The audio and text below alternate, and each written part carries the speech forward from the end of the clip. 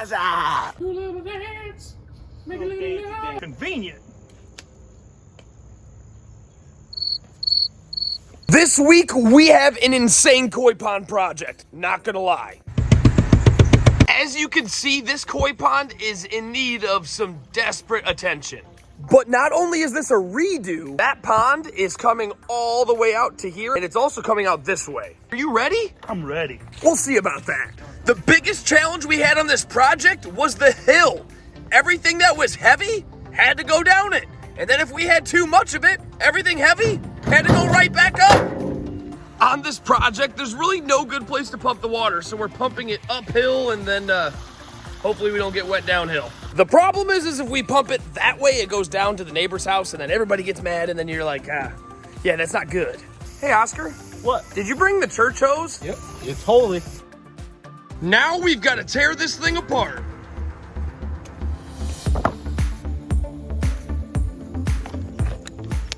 Well, we might as well meet all the grassrooters, huh? We've got Oscar. What's up, dude? I'm dirty. The man, the myth, the legend, the pond father. We've got Jared. What's up? Nothing much. We've got Bebo. What's up? Oh, yeah, and I'm Sam, by the way. Nice to meet you.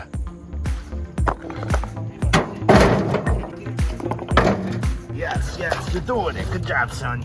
You're doing it. You're doing it. Doing it wrong. Little dancey dance. Tell me that water down there doesn't look delicious. Delicious. Oscar and the pond father are getting the fish and a frog. I just hit a new octave. Tear out's coming along, but we still got some more to do. So, Bebo, get to work. No. Old filter coming out. We had a great start on day one. We forgot the ramp to our trailer. But of course, we didn't let that slow us down. We got the whole pond ripped apart, as you'll see in just a minute. Whole pond's tore out. We've got a bunch of the hardscape ripped up because the pond, like I said, is getting bigger. These are some of our favorite kinds of projects because the waterfall's getting bigger and the pond's getting bigger. What more could you ask for, Bebo?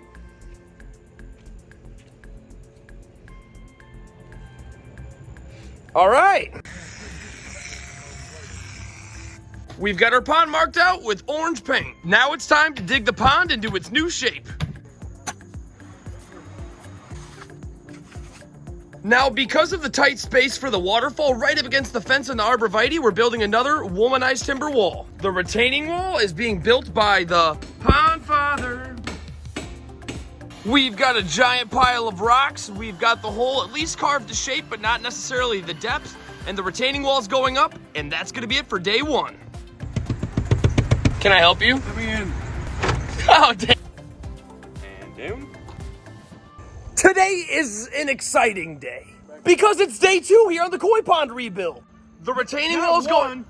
Not one, but 2 days. That retaining wall over there is getting a little bit higher today because we want a big waterfall. The complete shape of the pond will also be done today. Rumors going around that the liner might go in the hole today. Convenient.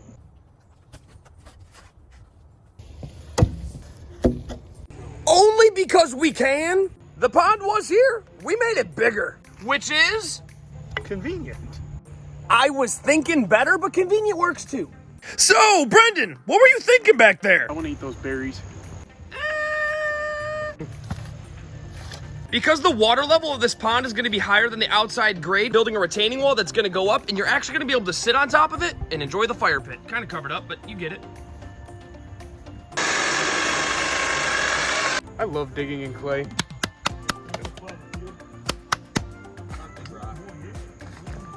Bebo, you are one of the coolest people I've ever met in my life.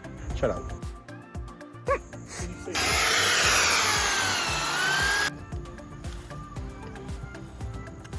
It's starting to get exciting out here. That underlayment is going in the pond. Though that underlayment takes care of anything pokey underneath the pond, we still walk around and try to find anything sharp. Now, let's go.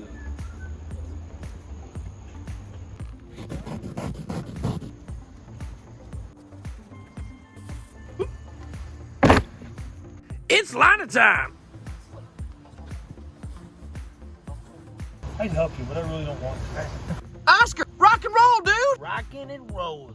Well, not yet. But we're getting our liner put in the hole, so that's some good news. Absolutely. We're getting some water put in the pond to get the wrinkles out of the bottom and hold it into place for the night. That completes day 2, but day 3, gonna be sweet. Sweet? Sweet. Day 3 starts right now. First thing we're working on today is building up the base of the waterfall. Laying out the rocks has gotta be my favorite part. Now it's time to get concrete stuffed behind all those stones. Now that we've got the concrete behind the masonry wall, we've peeled back the underlayment in the liner. Now we're backfilling with soil so we can get the height up for the waterfall.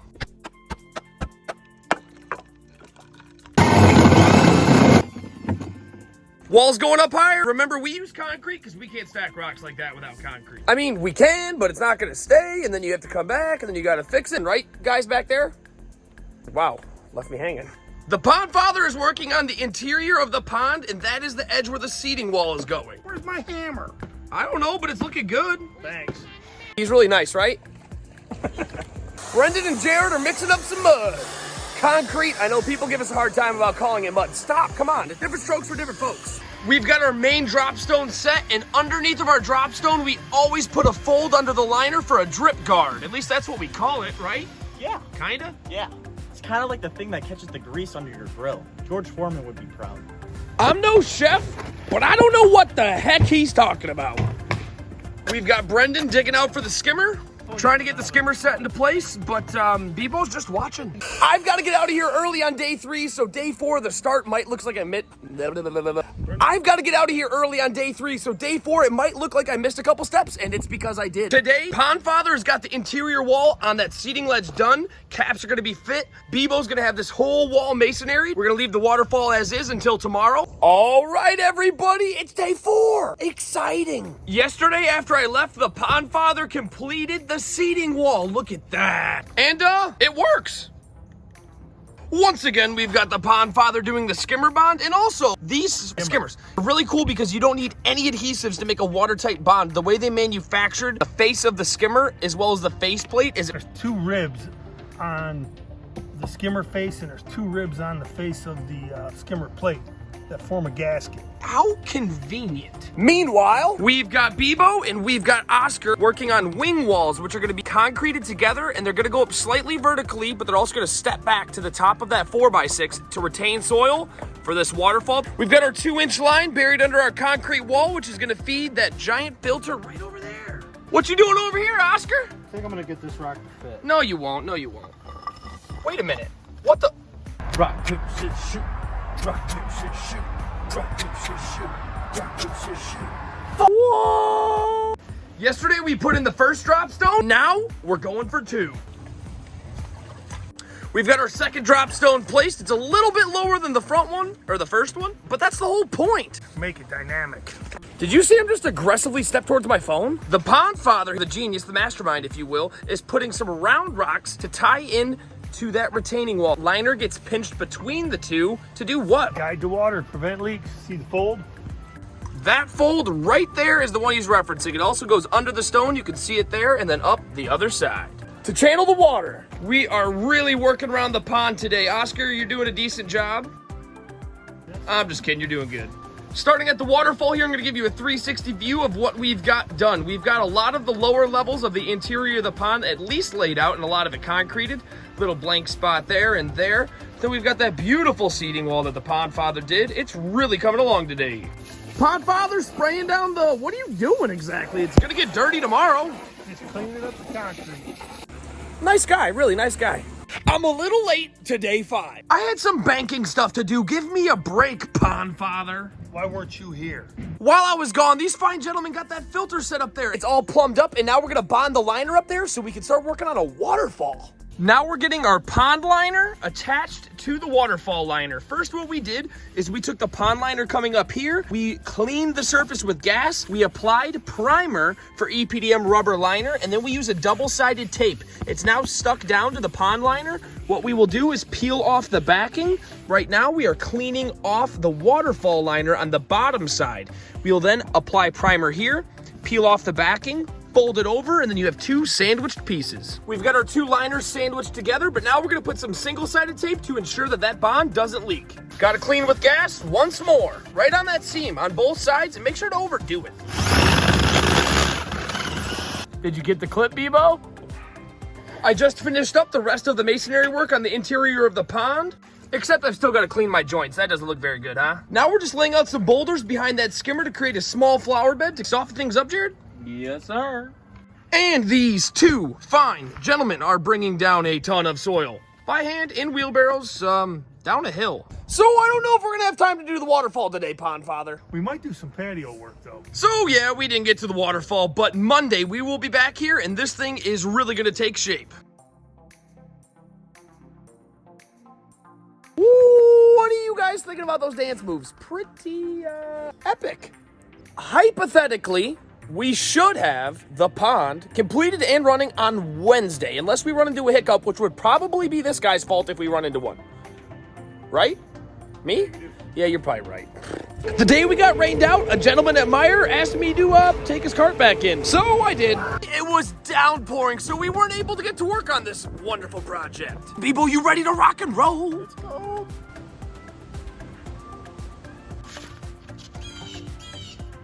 Hi, people of YouTube. I'm Jared, aka Jerry. What? That's for YouTube?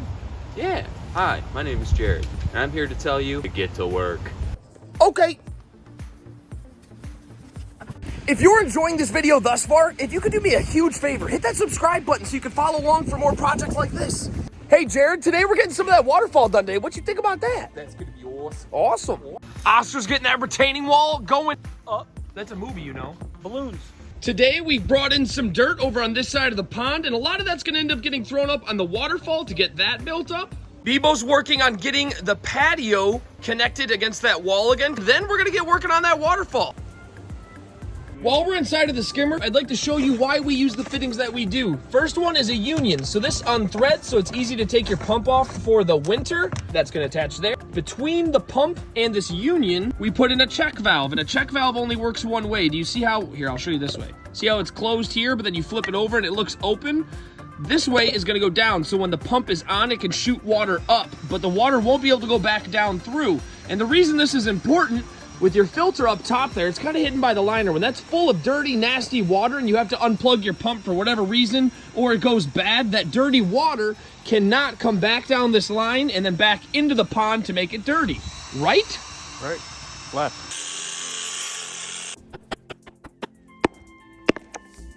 Nice. All right, now we're looking at the top of the waterfall. We've got the pond father sitting in the header pool. He's got the bond made on the filter, so there's double-sided pond tape sticking that liner to the filter, and then you put a faceplate on it with hardware so it gets drilled and pressed into place. Now we've got a couple drop stones set here, and we're starting to work out the stream bed. Oscar's getting some round rock put down. Pond father's working on the flat work right below the filter for it to overflow on top of. Right. Overflow on top of, but not underneath.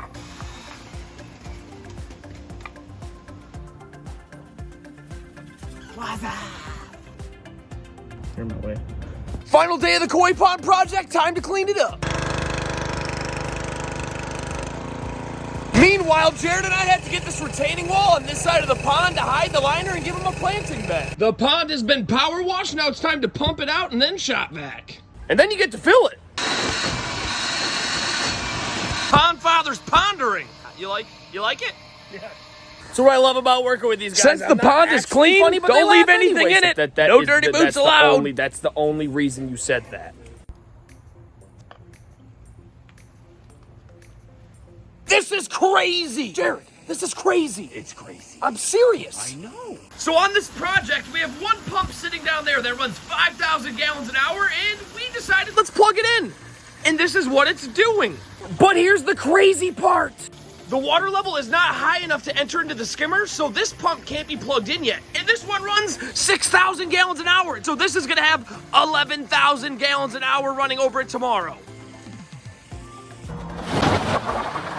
So we had a little bit more concrete work to do. So yesterday, yeah, it wasn't the last day. Today is though. today. It's done. All right, Jared, right now we have the 5,000 gallon per hour pump running, and this is what it's looking like, but we still have that 6,000 that we haven't plugged in yet in the skimmer. What do you think? You ready? Yes. I don't know who wrote on that jug, but they didn't spell dechlor right. But dechlor takes out chlorine. This is city water. It's got chlorine in it, and we've got fish hanging out in that tub, and they've got to go back home. So putting chlorine in there like a swimming pool? What do you think? No. Nah? No. No. We're gonna lay down some mulch. And we picked red to match the original landscaping. All right, we've got the whole pond mulched. I think it's looking pretty sharp. Now we've got to pump out our fish tank, So we can put those goldfish back in their brand new ginormous mansion house pond thing. All right, everybody, let's go. Those goldfish really did get an upgrade, though. I mean, look at that thing. And don't worry, we're going to get into how this thing works in just a second. Why did I put my hand out? Like, stop. Look, red mulch. What? Stop putting your hand out. What do you think of that, huh? All right, never mind. Well, Jared didn't even let me catch a clip because he did it while I wasn't looking. That's a lie. That is a complete lie, actually. I was standing right there, completely forgot to take a clip, but he released all the goldfish back in there. But this thing is huge, and Jared and I are thinking they need some koi here. Big koi. I mean, we're talking like some 10, 15 footers can fit in this bad lad. That's another lie. They don't get that big. But we did find one when we were at a fishery that was from what, here to about here? No. Yeah. I'll tell you what, this sitting wall, oh, nice. Really nice.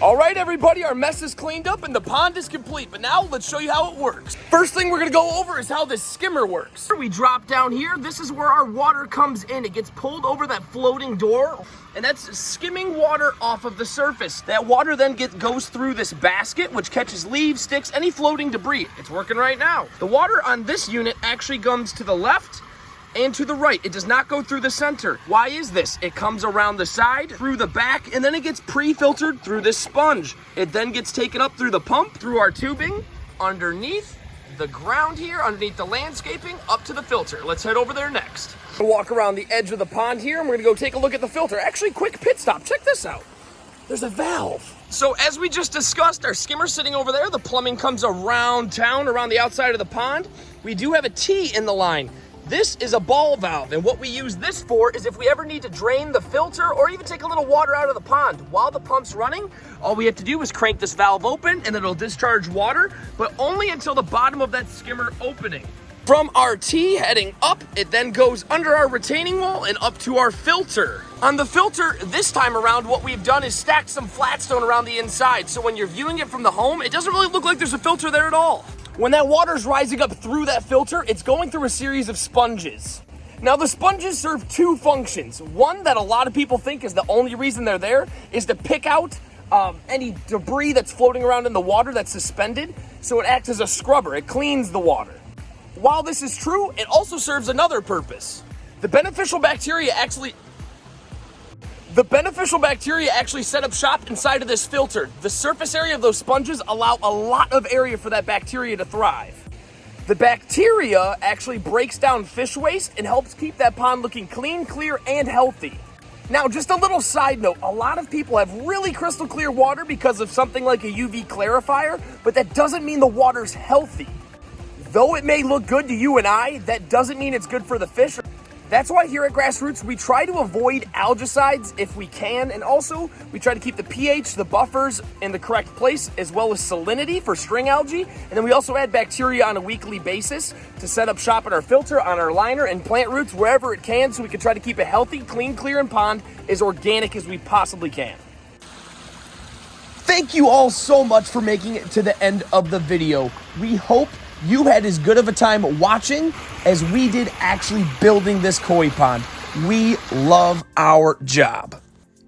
If you were watching this video and you had a laugh, do me a favor and leave this video a like. And if you learned something new in this video, why don't you head to the comment section and let us all know what it was. And if you were the least bit entertained by this, go ahead and hit the subscribe button and follow along for more in the future.